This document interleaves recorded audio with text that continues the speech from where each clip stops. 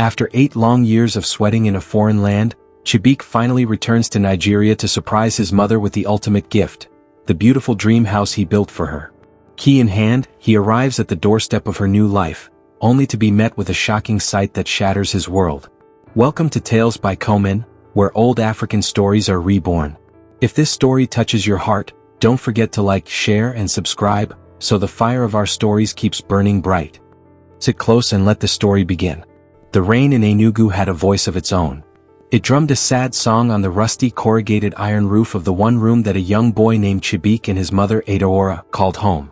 Chibuike lay on a thin mat, watching the water drip drip drip into a small worn-out pot placed right in the middle of the room. The smell was of wet earth and struggle. His mother Diaspora was stirring a small pot of beans over a charcoal stove, the smoke making her eyes water. Or perhaps it was not the smoke. She looked tired, her shoulders bent like a branch carrying too much weight. "Mama, why does the rain always find our roof?" Chibuike asked, his voice small. Diaspora turned to him, her face softening. She wiped her hands on her wrapper and came to sit beside him. "My son," she said, pulling him close. "This rain is just washing away our old struggles. See that house on the hill?" She pointed through the crack in the wall to a magnificent house with tall white walls and a shiny roof, glowing like a pearl in the evening light. "One day you will buy a house like that for me. You will be a great man. Our suffering is only for a short while." In that leaky room, with the rhythm of the rain as their witness, Chibuike made a silent, fierce promise to himself. He would work harder than any man. He would make his mother's dream come true. She would never have to sell groundnuts by the dusty roadside again. She would never have to choose between buying medicine and buying food. This promise became the fire in his heart, the fuel for his journey. Years later, that young boy was now a man, standing at the Murtala Muhammad International Airport in Lagos, ready to fly to a cold, foreign land called England. He hugged his mother tightly, feeling her frail body shake with quiet sobs. "Be good, my son. Listen to Uncle Obinna. He will guide you," she whispered. Uncle Obinna, his father's brother, stood nearby, a comforting hand on Chibuike's shoulder. "Do not worry, Sister Diaspora," Obinna said, his voice booming with confidence. "I will be his father here in Nigeria. I will protect his interests. Just focus on making money overseas. We are family and family is everything." Chibuike held on to those words like a lucky charm. He held on to the image of the house on the hill. With one last look at his mother's hopeful face, he walked into the plane, carrying his promise and his trust in his uncle deep within his soul, ready to face the unknown cold for the sake of a future warm with happiness. England was a world of gray skies and biting wind. Chibuike's first job was in a huge warehouse, where the cold seeped into his bones until he felt he would never be warm again. He worked long hours, stacking boxes, cleaning floors, and doing any job he could find. At night, he shared a small, cramped apartment with 5 other men from different parts of Africa. They were all chasing their own dreams, all missing their own families. Chibuike would look at the pictures of his mother on his small phone, her smile giving him the strength to face another day. He saved every penny, eating cheap food and wearing second-hand clothes, all the while seeing that beautiful house in his mind. After 2 years of this hard life, he finally gathered enough courage and money to call Uncle Obinna with his big plan. "Uncle," Chibuike said, his voice trembling with excitement over the crackly phone line. "I want to build a house for Mama. A proper house in Lagos. A place she can call her own." On the other end, Obinna was silent for a moment, then he erupted in joy. "Chibuike, my son. This is wonderful news. Your father would be so proud. Don't you worry about a thing. Leave everything to me. I know the best land, I know the best builders. You just focus on your work there. Send me the money, and I will make sure your mother's palace is built." Chibuike felt a wave of relief. This was the blessing he needed. He sent the first large payment, 5 million naira, a fortune he had saved coin by coin. It felt like releasing a sacred trust into the hands of family. He went to sleep that night dreaming of white walls and a happy mother, unaware that the first seed of a great betrayal had just been planted. Weeks later, a message from Uncle Obinna arrived. It was a picture of an empty plot of land, with tall green grasses swaying in the Lagos sun. "See your land, my boy," the message read. "The foundation of greatness." Chibuike stared at the picture during his lunch break in the cold warehouse, a wide smile on his face. This was real. His dream was taking root in the red soil of home. He worked even harder, fueled by this new hope. Soon more pictures came. Pictures of bags of cement and stacks of sand cement blocks. Then, a picture of men digging the foundation. Uncle Obinna was always in these photos, pointing at the work, giving a thumbs up, his face beaming with pride. Chibuike sent more money, always more than was asked. "Uncle, take some for yourself. Buy something nice. You are doing so much for me," he would say. Obinna never refused. He would call Chibuike, his voice full of warmth and pidgin English. "Ah, Chibuike, my Pekin. Your house don day rise oh. You go soon shock your mama for life. Just continue to send the money, I day handle am." To Chibuike, thousands of miles away, these messages were like lifelines. They were proof that his sacrifice was not in vain. He felt a deep gratitude towards his uncle, this man who was holding his family's future in his hands. He never once doubted him. Why would he? Obinna was family. He had been there when Chibuike's father died. He had rushed Adaora to the hospital when she was sick. His trust was as solid as the bricks he believed were being laid for his mother's house. He did not know that the house of lies was being built much faster than the house of bricks. For 3 long years, the updates from Uncle Obinna continued. The pictures showed the walls going up, the roof being placed, the windows being fitted. It was a beautiful house, just as Chibuike had imagined. He felt like a proud father watching his child grow. He sent money for the final touches, for painting, for tiles, for a generator, for a strong gate. Finally, Obinna sent a picture of the completely finished house. It was magnificent. White walls, a black shiny gate, and a beautiful garden. "It is done, my son," Obinna wrote. "Your mother's palace is ready. Now you can rest." But the request for money did not stop. "We need to pay the land surveyor his final fee," Obinna would say. "The local council needs a development levy," he claimed another time. "We must buy strong security lights to keep the house safe." For 3 more years, Chibuike, now working a better job but still living a simple life, continued to send money. He was so focused on the final goal, on the surprise for his mother, that he did not question why a finished house needed so much more money. He was the loyal nephew sending funds across the ocean. And Uncle Obinna, on the other side, had become a very big man. He built a new mansion for himself, bought expensive cars, and his family wore the finest clothes. He was living the life that Chibuike was working day and night to give to his mother. The silent thief was not just stealing money, he was stealing a son's love and a mother's dream. After 8 long years, Chibuike could wait no more. He had saved a huge amount of money, enough to finally return home in glory. He decided to surprise everyone. He did not tell his mother he was coming. He did not tell Uncle Obinna. He wanted to see the look on his mother's face when he led her to her new house. The flight felt like it took forever. As the plane landed in Lagos, his heart beat like a talking drum. The heat and the lively sounds of Nigeria felt like a warm, familiar blanket after the cold silence of England. He took a taxi from the airport, his suitcase filled with presents for his mother.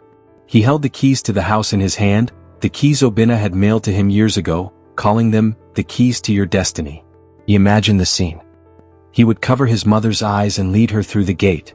Then he would let her go and she would see her beautiful new home. She would dance, she would clap, she would sing his praises, and all the suffering of their past would melt away in that single moment of joy. The taxi driver weaved through the busy Lagos traffic, and finally they turned onto the street. Chibuike's breath caught in his throat. There it was. The house from the pictures. It was even more beautiful in real life. His eyes filled with proud tears. This was it. The end of his long journey. The fulfillment of his promise. He paid the driver, took a deep breath, and walked towards the tall, black gate, ready to step into his dream. Chibuike raised his hand to knock on the big black gate, but a sound from inside made him pause. It was the sound of loud music and laughter. He frowned. Maybe the neighbors were having a party. He knocked firmly. A small slot in the gate slid open and a security guard peered out.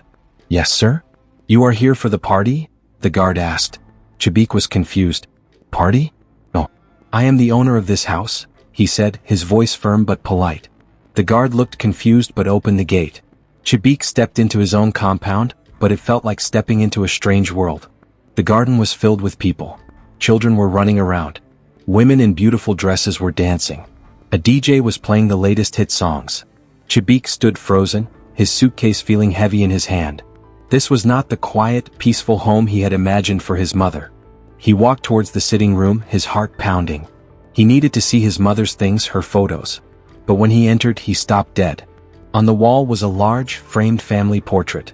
It was not his mother in the picture. It was a strange woman, a man, and their children. A cold fear gripped his heart. An elderly man walked up to him. "Who are you?" the man asked, his voice sharp and unfriendly. He turned to the security guard. "Why did you let a stranger into my house?" Chibuike found his voice. "Sir, there is a mistake. This house belongs to my mother Adaora. I built it for her." The man laughed, a harsh, mocking sound. "Young man, you are lost. This house belongs to our landlord, Mr. Obinna Nwosu. We are his tenants." The name hit Chibuike like a physical blow. Obinna Nwosu. His uncle. The world seemed to spin around him. He couldn't breathe. He stumbled out of the house, the laughter and music chasing him out into the street. His dream was not just broken, it was shattered into a million pieces. Blind with shock and pain, Chibuike found his way to the motor park and took the first bus to Enugu. He needed to see his mother. He needed the truth. The journey was a blur. He arrived in Enugu and walked through the familiar, dusty paths to his old neighborhood. Nothing had changed. The houses were still old, the roads still rough. And there, sitting in front of their old, leaky one-room apartment, was his mother Adaora. She was sorting groundnuts just as she had been doing 8 years ago. She looked older, more tired. When she looked up and saw him, her hands froze. For a second there was silence. Then she let out a cry of joy and ran to him, wrapping him in a tight, desperate hug. "Chibuike, my son. My son has come home," she wept, kissing his face again and again. Chibuike held her, the familiar smell of her wrapper bringing him a small comfort. They went inside and she offered him water and food, her hands trembling with happiness. After the joyful reunion, Chibuike's face grew serious. "Mama," he began cautiously. "How is Uncle Obinna?" Adaora's smile faded. She looked down at her hands. "Obinna? He has changed, my son. Money has changed him. He has become a very big man. He built a huge mansion. He no longer picks my calls. It has been like that for the past 4 years." She sighed a deep, sad sigh. I think he always liked money too much. But I trusted him because he is family." Chibuike's heart broke seeing the sadness in her eyes. He knew he had to tell her. "Mama," he said softly, taking her hands, "the house I built for you. Uncle Obinna has taken it. He lives in his own mansion and he rented out your house to strangers." The color drained from Adaora's face. She did not shout. She just let out a small, pained whimper like a wounded animal. "He promised," she whispered, staring into the distance. "He promised your father at his graveside that he would look after us." The two of them sat in their dark, leaky room, their hearts heavy with the weight of a terrible betrayal. The next morning, a new fire burned in Chibuike's eyes. It was not the fire of hope, but the fire of justice. He kissed his mother goodbye and traveled back to Lagos. He went to the State Land Registry office, a big, busy building filled with piles of paper and important-looking people. He waited for a long time before he could see a government officer. He showed the man the land documents Obinna had sent him. "I want to confirm the ownership of this property, sir," Chibuike said. The officer, a tired-looking man with glasses, took the documents. He looked at them, then looked at Chibuike, then looked back at the papers. He typed something into his old, slow computer. His face became grim. "Young man," he said, lowering his voice, "where did you get these papers?" Chibuike told him the story. The officer shook his head in pity. "I am sorry," he said. "These documents are fake. Very good fake, but still fake." He turned the computer screen to show Chibuike. On the screen, the details of the property were clear. The owner's name was written in bold letters, Mr. Obinna Nwosu. Not Adaora. Not Chibuike. "You see," the officer said, "the house legally belongs to him. He is the one who registered it." Chibuike felt like the ground had opened beneath him. He paid the officer a small fee to get an official stamped paper proving this. He walked out of the office with the proof of his uncle's ultimate betrayal in his hands. The house that Trust built legally belonged to the thief. With the official paper burning a hole in his pocket, Chibuike went to Uncle Obinna's new mansion. It was even bigger and more expensive than the house he had built for his mother. High fences, tall gates, and expensive cars were parked outside. He felt anger boiling inside him. He knocked on the gate. A house help led him to the sitting room, which was filled with expensive furniture and big television screens. Uncle Obinna walked in wearing a beautiful, flowing gown. He looked rich and powerful. "Chibuike, my boy." Obinna boomed, spreading his arms for a hug. "When did you return? Why didn't you tell me? Welcome, welcome." His smile was wide, but his eyes were sharp and watchful. Chibuike did not hug him back. He stood stiffly. "Uncle, I went to the house I built for my mother yesterday," Chibuike said, his voice cold and steady. Obinna's smile vanished. His face became a hard mask. "What house? What are you talking about?" he said, playing innocent. The house in Ikeja. The one I sent you money for 8 years. Chibuike's voice rose. He showed Obinna the official paper from the land registry. It is in your name. You stole from your own family. Obinna's calmness broke. He became angry and aggressive. You, this small boy, he shouted. You are standing in front of me, your elder, telling me what is right? I am the one who suffered to build that house. I am the one who dealt with the stress. That house is my reward. It is now family property. What proof do you have? The house is in my name, and that is the final truth. Now get out of my house. He pointed a fat finger towards the door. Chibuike looked at the man he had once trusted like a father. He saw only greed and wickedness. You will not like what I do next, uncle, Chibuike said quietly. Then he turned and walked out, leaving the serpent in his den of stolen wealth. Chibuike knew he could not fight this battle alone. He needed help. A friend recommended a private detective named Mr. Nwankwo, known for being very smart and honest. Chibuike went to his small, simple office. Mr. Nwankwo was a calm man who listened carefully to Chibuike's long and painful story. He did not interrupt. When Chibuike finished, Mr. Nwankwo leaned forward. This is a very sad story, he said. But do not worry. The truth is like water. It will always find a way to flow. We will find your truth. Mr. Nwankwo got to work. For 1 week, he followed Obinna's trail. He talked to neighbors near the house. He found the bank where the rent money was being paid.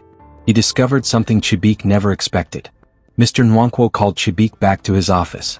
I have found everything, the detective said, spreading papers on his table. The house was completed 4 years ago. Obinna has been collecting the rent ever since. But he is clever. He opened a bank account in your name, Chibuike. He has been forging your signature to collect the money and put it into that account, which he alone controls. Chibuike was shocked. His uncle was not just a thief, he was a master trickster. What can I do? Chibuike asked. Mr. Nwankwo nodded. We have 2 choices. We can take him to court quietly. Or, we can wait for the right moment to expose him in a way he will never forget. A plan began to form in Chibuike's mind. He wanted more than just a court victory. He wanted the world to see the true face of Uncle Obinna. Chibuike decided to be as clever as a spider. He would weave a web and wait for the fly to get trapped. He called Uncle Obinna. He pretended to be sad and defeated. Uncle, he said, his voice sounding weak. I have thought about it. You are my elder. I cannot fight you. Maybe you are right. Maybe the stress was too much. I forgive you. Let us be family again. On the other end, Obinna was silent for a moment, then he laughed, a victorious sound. You see? I knew you would come to your senses. You are a wise boy after all. Family is family. Come and visit us soon. Obinna believed he had won. He felt safe and powerful. Chibuike also visited his mother and told her about the plan. Adaora held his hands, her eyes full of worry. My son, be very careful, she warned. Obinna is a dangerous man when he is cornered. I have heard stories. They say he consults with powerful native doctors. He uses juju to protect himself and to hurt his enemies. Please do not let him trick you again. Chibuike listened to his mother's warning. He knew that in Nigeria, the battle was not only fought with lawyers and papers, it was also fought in the spirit world. He had to be ready for anything. The web was being woven, but the spider had to beware of the serpent's poison. Heeding his mother's warning, Chibuike decided to seek spiritual protection. He traveled to a nearby village to see an old, respected Dibia, a traditional healer known for his wisdom and goodness. The Dibia's hut was filled with strange objects, herbs, and the smell of ancient wisdom. The old man listened as Chibuike told his story. He threw his divination seeds on a mat and studied the pattern they made. His old face grew serious. My son, the Dibia said in a raspy voice, you are fighting a great evil. The man you call uncle has a dark shadow following him. He has indeed made sacrifices to the spirits of greed, asking for protection. But his heart is black, and the spirits of justice are angry with him. The Dibia gave Chibuike a small leather pouch. Wear this always. It contains powerful herbs that will protect you from his bad medicine. It will not harm him, but it will make his tricks bounce back to him. Chibuike thanked the old man and wore the pouch around his neck. He felt a new sense of strength. He was now protected in both the physical world and the spiritual one. A few weeks later, the perfect opportunity arrived. Chibuike's mother called him, her voice excited. Chibuike, Obinna is throwing a big party. A housewarming party for his new mansion. He has invited everyone in the family, all his new rich friends, and even the chiefs in the community. It is this Saturday. He wants to show off his wealth to the whole world. Chibuike knew this was the moment. A public party was the perfect place for a public shame. He immediately called Detective Nwankwo. The party is on Saturday. We must be ready. Together they made their final plan. Detective Nwankwo would get the police ready, waiting for Chibuike's signal. Chibuike prepared a large envelope. Inside he put copies of everything: the bank receipts of all the money he had sent, the fake land documents, the real document from the land registry showing Obinna's name, and pictures of the forged signatures from the bank. He made 20 copies of this envelope. On the day of the party he dressed in simple, clean clothes. He looked at himself in the mirror. He was no longer the sad, betrayed nephew. He was a warrior going to battle for his mother. He touched the protective pouch around his neck, took a deep breath and walked towards the lion's den. The party was loud and colorful. There was so much food and drink. Music blasted into the air. Uncle Obinna stood in the middle of the compound, wearing a grand, flowing agbada, accepting handshakes and praises from everyone.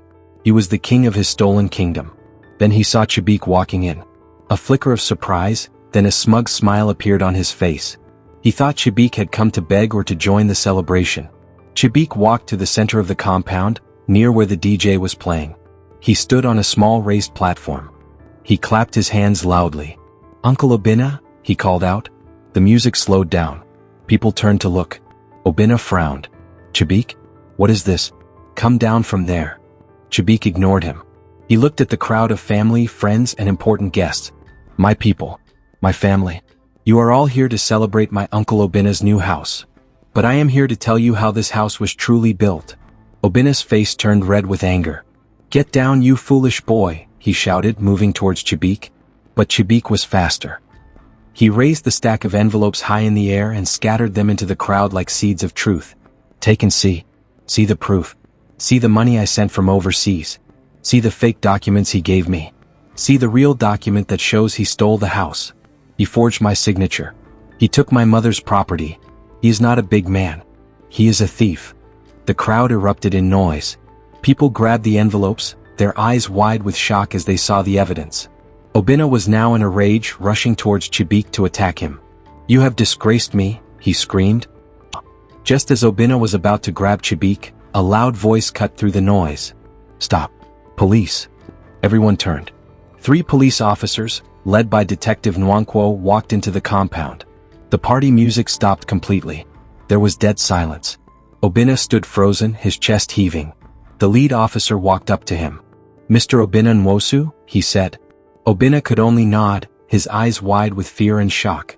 "You are under arrest for the crimes of forgery, fraud, and theft. You have the right to remain silent." The officer handcuffed Obinna's hands behind his back.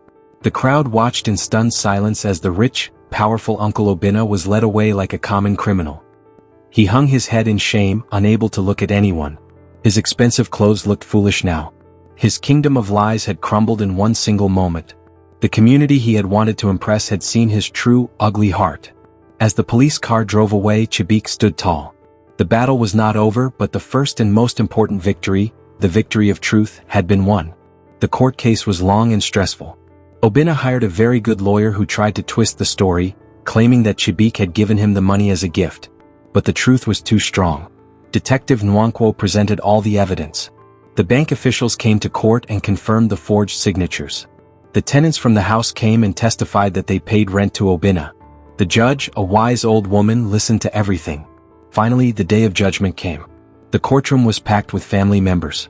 The judge adjusted her glasses and read her decision.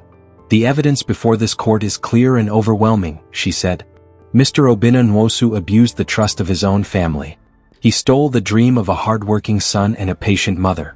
The house located at number 24 Peace Estate, Ikeja, legally belongs to Mr. Chibuike Okoro, who built it for his mother, Mrs. Adaora Okoro. I order that the property be immediately transferred to Mrs. Adaora Okoro's name.